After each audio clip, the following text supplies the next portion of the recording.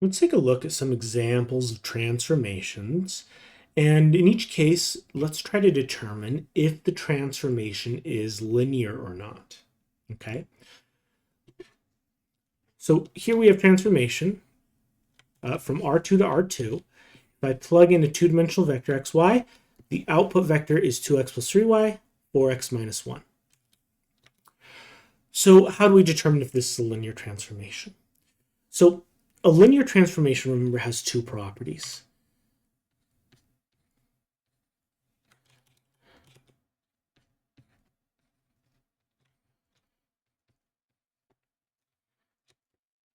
If I take the transformation of a scalar multiple of a vector, that's the same as taking the scalar multiple of a transformation of the vector. Doesn't matter which order I do it in. Okay, so I could check that, and if that's true, I'd also go and check if I have two vectors, say x1, y1 and x2, y2,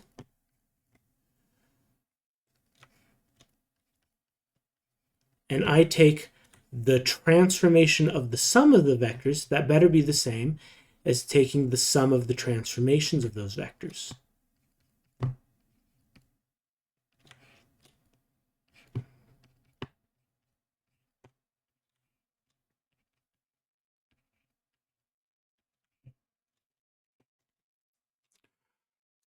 Okay, so if those two properties hold, we have a linear transformation.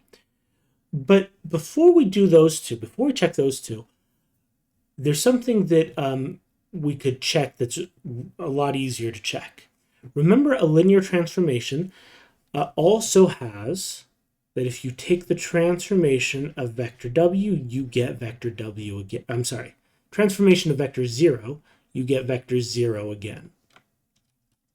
Okay? This is so easy that it's worth making it your first step. Before you go and check these, it's worth checking this one first. Okay? Now, if this is true, it doesn't for sure mean it's a linear transformation. Then you do have to go check these. All right? But if this isn't true, then for sure this isn't a linear transformation. So let's consider this transformation. Let's plug in 0, 0. I plug in 0, 0. I get 2 times 0 plus 3 times 0, 4 times 0 minus 1. And so I get the vector 0, negative 1. That is not the 0 vector. And so I don't need to go on and check these two properties. I know that for sure they will not hold because this isn't true. Okay?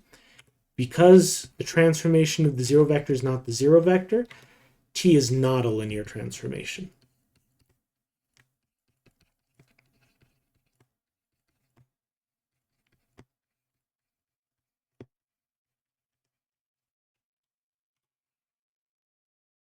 Okay? Let's do another one.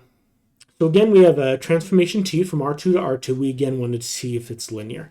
This is actually very similar to the problem we just did. We just swapped out the 1 here with a y. So let's see if that small change means that this is now a linear transformation. So the first and easiest step, check if the transformation of the 0 vector is the 0 vector. A lot of times you could just do this mentally without writing it out. I'll write it out for your benefit, just so you could see what I'm doing here. So I get 2 times 0 plus 3 times 0 in the first component and 4 times 0 minus 0 in the second component. And that, of course, is 0, 0, 0. That's the 0 vector. Okay, so that first step checked out. It's easy enough to do that it's worth doing every time, but it checked out. Doesn't mean this absolutely is a linear transformation, but it at least passes that first easy test. Okay, now we're going to check the two properties of a linear transformation.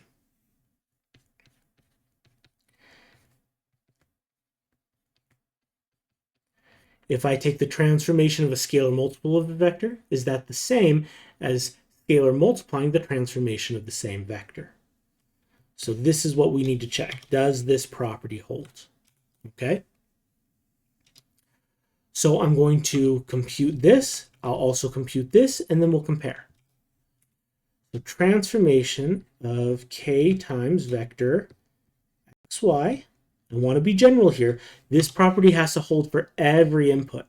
So I can't just pick one vector, 1, 2, and if it works in that one instance, then I'm good. I need to show it works in every instance. Okay? So that's going to be the transformation of kx and ky. So if I plug in, what do we have? 2x plus 3y, 4x minus y. So 2 times my first component, 2x plus 3y. 3y is my second component. So plus 3 times ky. And then in my second component, 4x minus y. So 4 times my first component minus my second component. All right. Okay.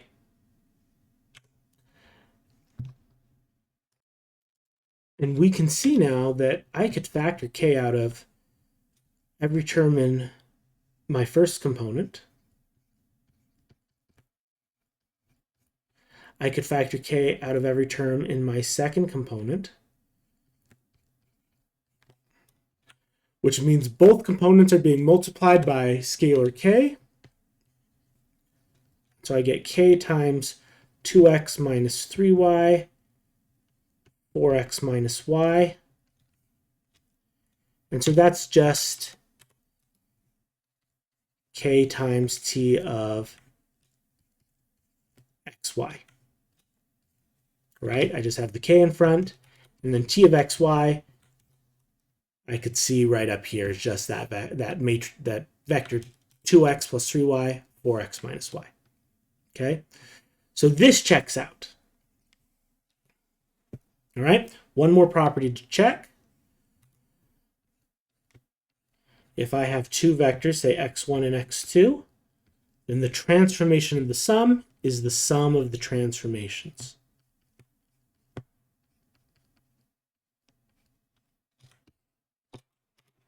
So let's check that property now. Okay? So say I have two vectors, t of x1, x2, plus, x1, y1, plus vector x2, y2.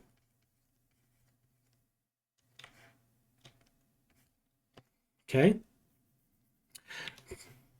And so that would be the transformation of x1 plus x2, y1 plus y2, doing the vector sum. If I plug in, so I have 2x plus 3y as my first component.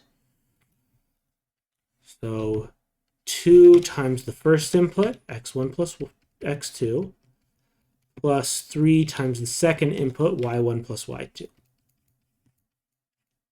Okay, and the second output component of my output vector is 4x minus y. So 4 times the x component minus the y component.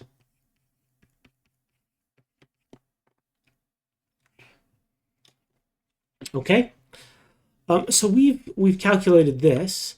We could try simplifying this, or we could try to calculate this separately. Okay, the right-hand side of the equation we're trying to show is equals separately. Let's do the latter case this time. Let's calculate this right-hand side separately. So we also have t of x1, y1 plus t of x2, y2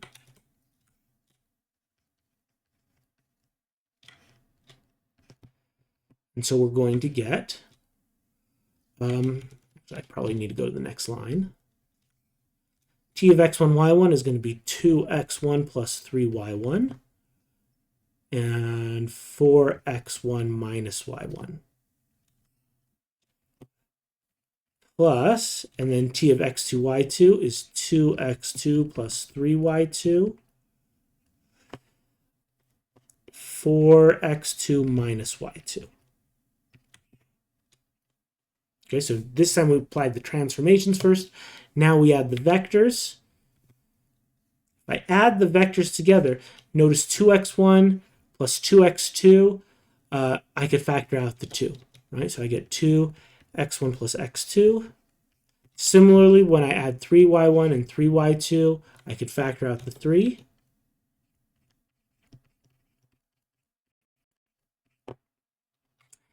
And then down here, same thing. I'll get 4x1 plus x2 minus y1 plus y2. And I can see I get exactly the same result as I do if I take the transformation before or after I sum the vectors. Because they are equal, this checks out also.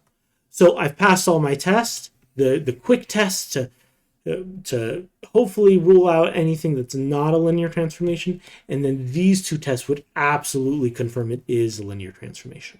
Okay, just to be clear, these two tests are technically enough. The only reason we do this test is it's so quick and easy that if it works, it would save us a lot of time. Okay, so in this case, T is a linear transformation.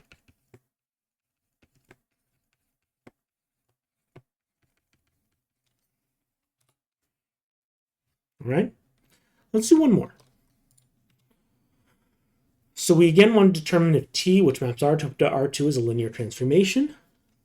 Here, our linear transformation T of xy, it maps to 2x, x squared minus y. All right. So we start with our first easy test. Let's just make sure that the 0 vector maps to the 0 vector. Okay.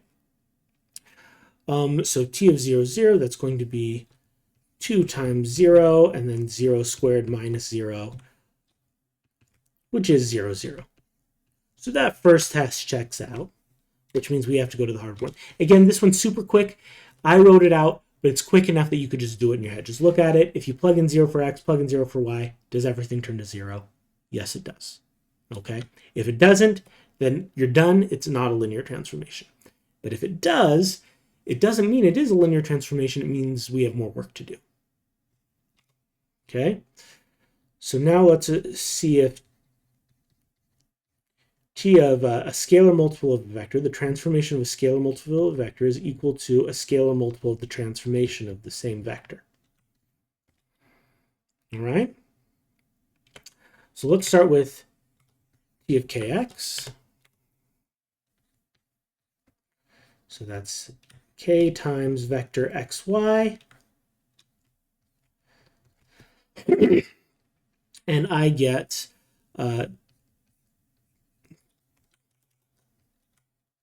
T of kx, ky. So if I plug that in, what do we got? 2x for the first component and x squared minus y for the second component.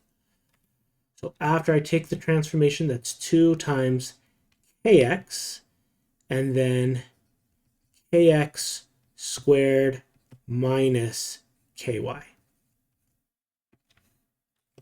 Just double check I got that right. Yes. Okay. Now what I notice here is well, let's just tidy it up a little bit. So that's 2kx, and that's k squared x squared minus ky. So I can factor out a k from both of them. I can pull out a scalar multiple of k. In the first component, that leaves me with 2x. In the second component, it leaves me with kx squared minus y. Notice when I pull out this k, I only pull out one of these two k's. All right, so that leaves me with 1k in here. So you might already be able to see this isn't going to work, right? To confirm, let's calculate k times tx.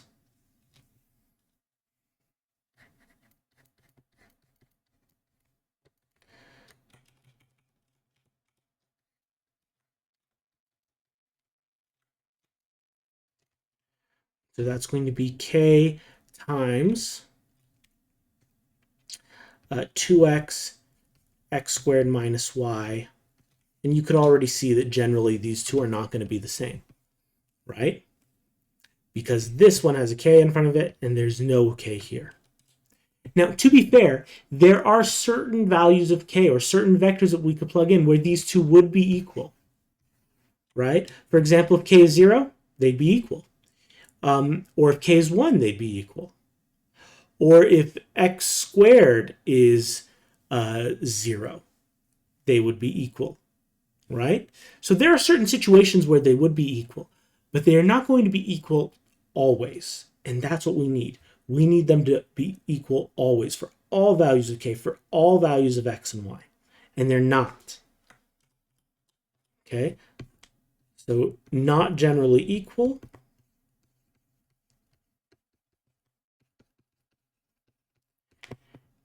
Which means this is not true. And that's all we need. There is another test that we would normally do to confirm a transformation is linear, but as soon as it fails one of these conditions, we don't need to check the other one. The other one being t of x1 plus x2 is equal to t of x1 plus t of x2. Okay? We don't even need to check this because we have failed this condition. We need both of these conditions to be true to be a linear transformation. Because we failed one, t is not a linear transformation.